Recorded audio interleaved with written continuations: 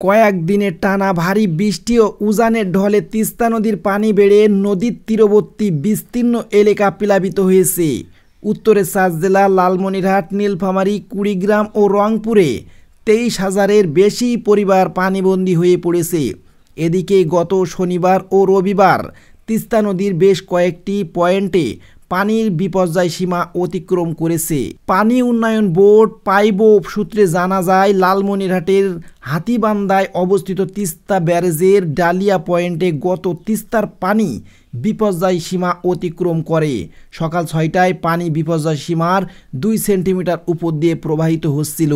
তবে দুপুরের পর থেকে পানি আবার বিপর্যয় সীমার নিচে নামতে থাকে। গতকাল সন্ধ্যায় ৬টার দিকে পানি প্রবাহিত হচ্ছিল বিপর্যয় সীমার ২০ সেন্টিমিটার নিচ দিয়ে। লালমনিরহাট জেলা প্রশাসক কার্যালয়ের ত্রাণ শাখা জানিয়েছেন, তিস্তার পানি বেড়ে জেলার ৫টি উপজেলা ৪টিতে ১৭,৩৫০ পরিবার পানিবন্দী হয়ে পড়েছে। এর মধ্যে সদর উপজেলায় ৭,৫০০ পরিবার, হাতীবান্ধায় ৫,৬৫০, আদিতমারিতে ৩,০০০ পরিবার এবং কালীগঞ্জ উপজেলায় ১,২০০ পরিবার পানিবন্দী হয়ে পড়েছে।